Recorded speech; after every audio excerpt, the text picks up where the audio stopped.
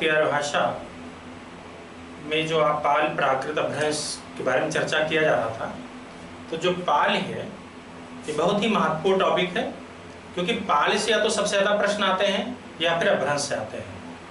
अब जो पाल है मध्यकालीन भारतीय भाषा की, पाल में टीजीटी पीजीटी जो भी पिछली कक्षा में आपने पढ़ा पाल के बारे में, वहां से माध्यमिक शिक्षा सेवा चयन बोर्ड, टीजीटी पीजीटी, कुछ डिग्री कॉलेज के क्वेश्चन तो बनेंगे, लेकिन जो आज मैं उसी पाल में पाल भाषा की जो विकास परंपरा है, इस पे जीडीसी यानी यूपीपीसीएस यानी लोक सेवा आयोग द्वारा जो डिग्री कॉलेज में पद आते हैं, उस पे क्वेश्चन एक पूछा गया था, जैसे पाल की व्युत्पत्ति के बारे में विद्वानों ने क्या क्या बताया, तो इस पे एक प्रश्न बना था। तो ये जो असिस्टेंट प्रोफेसर की तैयारी कर रहे हैं उनके लिए ये टॉपिक है। अगर आप टीजीटी पीजीटी की तैयारी कर रहे हैं तो अगर इसको कम भी ध्यान देंगे तब भी आपका प्रश्न कोई दिक्कत नहीं होगा, लेकिन यहाँ पे जो है सिर्फ डिग्री कॉलेज के लिए टॉपिक है, तो उनके बारे में बताया जा रहा है। तो यहाँ पे जो पाल की विकास परंपरा है, तो इसमें बहुत सारे विद्वानों का एक मत नहीं रहा, तो अलग अलग विद्वानों ने अपने अपने मत बताए। तो भिक्षु एक जगदीश कश्यप हैं, तो भिक्षु जगदीश कश्यप के अनुसार जो पाल की विकास परंपरा है, तो पहले पर्याय है, पर्याय, फिर पलियाय, फिर पालियाय, पाल। बहुत ही इंपॉर्टेंट है, परीक्षा में यही प्रश्न पूछा भी गया था। भिक्षु जगदीश कश्यप के अनुसार पाल की जो विकास परंपरा है, यानी पाल की व्युत्पत्ति के बारे में जो उन्होंने बताया कि पर्याय, पलियाय, पालियाय, पाल। इसी तरह विधुशेखर भट्टाचार्य के अनुसार जो विकास परंपरा थी पाल की, पंक्ति, पंक्ति है, अधना, पत्ती, पट्टी, पल्ली, पाली। भंडारकर तथा वाकर नागल के अनुसार, ये दोनों विद्वान ने एक ही विकास परंपरा की बात की है। तो भंडारकर तथा वाकर नागल के अनुसार ये दोनों विद्वानों का एक ही मत था। तो उन्होंने कहा प्राकृत, पाकट, पाअड, पाअल, पाल। फिर से ध्यान देंगे, प्राकृत, पाकट, पाअड, पाअल, पाल। इसी तरह डॉक्टर मैक्स वेलेसर एक विद्वान है, इन्होंने कहा पाटल या पाटलिपुत्र की भाषा। तो मैक्स वेलेसर के अनुसार पाटल या पाटलिपुत्र की भाषा। इस तरह कौशाम्बी एक बौद्ध भिक्षु थे विद्वान में, तो कौशाम्बी नाम है विद्वान का। तो कौशाम्बी नामक बौद्ध विद्वान के अनुसार, एक बौद्ध विद्वान थे कौशाम्बी, का नाम ही है, कौशाम्बी नामक बौद्ध विद्वान के अनुसार पाल एक धातु है, अर्थात रक्षा करना इसका अर्थ होता है। तो पाल, पाली, इस तरह भी कह सकते हैं, इस तरह भी कह सकते हैं, पाल,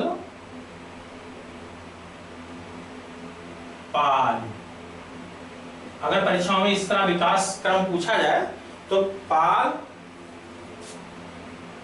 ये पाल, पाली, या इसका अर्थ भी जाने कि पाल धातु का अर्थ होता है जो रक्षा करना। देख रहे हैं, इस तरह के विद्वानों ने पाल के विकास की व्युत्पत्ति के बारे में बताया जो है।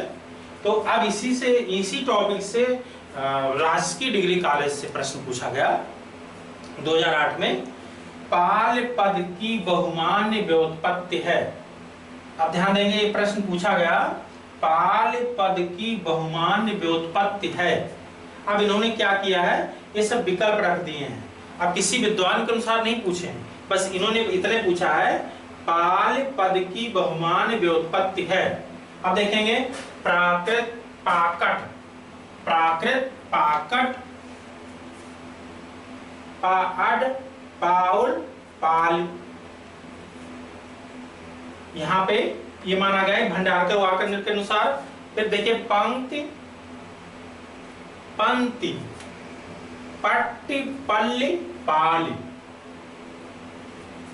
पंक्ति पंक्त भी है, पंत भी है, पट्टी भी है। यहाँ पे थोड़ा चूंकि टेक्स्ट बुकों में यहाँ पे पंत ही दिया है, यहाँ चूंकि पंक्त बना दी है प्रश्न, लेकिन आप किसी को भी अगर कंफ्यूजन होगा तो आप टेक्स्ट बुक देख सकते हैं हिंदी भाषा डॉक्टर भोलानाथ तिवारी, क्योंकि प्रश्न वहीं से बने थे, उसी टेक्स्ट बुक से। चूंकि किताबों में जो टेक्स्ट बुक में है पंक्ति पत्ति पट्टी पल्ले पाल, लेकिन वहां प्रश्न बना पंक्ति पंक्ति पट्टी पल्ले पाल। और देखेंगे तीसरा नंबर पर्याय पलियाय पालियाल पाल। फिर देखिए पाठ पट्टी पाल्य पाल। इन्होंने किसी विद्वान के अनुसार तो नहीं बताए थे, यहाँ पे जो प्रश्न बना और कुछ यहाँ जो विद्वान हैं उनके भी विकल्प यहाँ रख दिए गए, लेकिन ध्यान देना है यहाँ पे प्रश्न जो आपको सॉल्व करना है। देखिए यहाँ प्रश्न कैसे पूछे, बहुमान्य व्युत्पत्ति, जो पाल पद की व्युत्पत्ति है इस पे बहुमान्य लोगों का जो मत अधिकांश ये विकल्प माना गया है जगदीशु जगदीश कश्यप के अनुसार, इसलिए हमारा प्रश्न ये विकल्प के अनुसार हमें तीसरा लगाना होगा। ये प्रश्न पूछा गया है क्योंकि आप देखेंगे पाली विकास की जो व्युत्पत्ति है पाली की, तो बहुत सारे विद्वानों ने ऐसा कहा है। यहाँ भंडारकर वाला भी विकल्प रखा गया है, यहाँ विदुशेखर का भी रखा गया है, लेकिन इस विकल्प में बहुमान्य शब्द कहने से कि हमारा विकल्प जो अधिकांश विद्वान लोग जिस मत पे सहमत हुए उसके अनुसार यहाँ सॉल्व करना है। क्योंकि राजकीय डिग्री कॉलेज में प्रश्न पूछा गया है तो इम्पोर्टेंट भी है, लेकिन जो टीजीटी या पीएचडी की तैयारी कर रहे हैं बहुत ज़्यादा महत्वपूर्ण नहीं है उनके लिए। लेकिन जितने भी लोग जैसे असिस्टेंट प्रोफेसर के पद लगे हुए हैं हिंदी के, पूरे विज्ञापन लगा हुआ है, तो वो जिनकी तैयारी करना उनके लिए बहुत ही महत्वपूर्ण है। ध्यान देना है जितना भी पढ़ाया जा रहा है इन टॉपिकों के अलावा आपको किताब का भी अध्ययन करना पड़ेगा। अगर ये चीज़ जो बताया जा रहा है अगर आपको कहीं संदेह हुआ कि कहीं गलत तो नहीं है तो उसका करेक्शन कैसे करेंगे, तो आप टेक्स्ट बुक देख सकते हैं। वो प्रमाणित किताब डिग्री कॉलेज के लिए बहुत ही महत्वपूर्ण है, हिंदी भाषा डॉक्टर भोलानाथ तिवारी की भाषा है, तो इसके बारे में भी हमको अध्ययन करना है। तो एक तरफ विद्वान जानते हैं और एक तरफ पाली भाषा प्रदेश। तो कुछ जो विद्वान हैं वो किस भाषा प्रदेश को माने हैं उसके बारे में यहाँ चर्चा करना है। तो श्रीलंका के जो बौद्ध लोग थे, सिंहल या श्रीलंका के जो बौद्ध थे, और एक चाइल्डर्स एक विद्वान है चाइल्डर्स, और श्रीलंका के जो बौद्ध लोग थे इन्होंने मगध को माना था कि जो है पाली भाषा मगध की है। ध्यान देना है मगध को गैरसन ने भी माना है। तो आप इस तरह भी अगर विद्वानों को ध्यान देंगे कि गैरसन एक विद्वान है, चाइल्डर्स हैं, श्रीलंका के जो बौद्ध हैं, ये लोग जो है जो पाली भाषा प्रदेश है मगध को माना है। उसी तरह वेस्टरगार्ड और स्टेनकोनो यानी वेस्टरगार्ड ये विद्वान है और स्टेनकोनो ये दोनों लोगों ने उज्जैनी या विंध्य प्रदेश को माना है पाली भाषा प्रदेश को। इस तरह ओल्डेनबर्ग एक विद्वान है, ओल्डेनबर्ग जो थे कहीं कहीं किताबों में वर्ग मिलता है कि वर्ग है। ओल्डेनबर्ग ने कलिंग को माना है पाली भाषा प्रदेश को। इस तरह रीज डेविड्स आप लोग को नाम में भी पढ़ने थोड़ा दिक्कतें आई होगी। रीज डेविड्स इन्होंने कौशल को माना है पाली भाषा प्रदेश। अब ध्यान देना है कभी भी प्रश्न ऐसे पूछ सकते हैं किस विद्वान ने पाली भाषा प्रदेश मगध माना, तो उसमें ध्यान देना है कि मगध विकल्प में देखिए विद्वानों में श्रीलंका के बौद्धों द्वारा, चाइल्डर्स के द्वारा, ग्रेसन द्वारा और चौथा ऑप्शन का उपरोक्त सभी, तो उपरोक्त सभी लगाएंगे। ये ऐसे पूछा जाए पाली भाषा प्रदेश कौशल को किस विद्वान ने माना, रीज डेविड्स।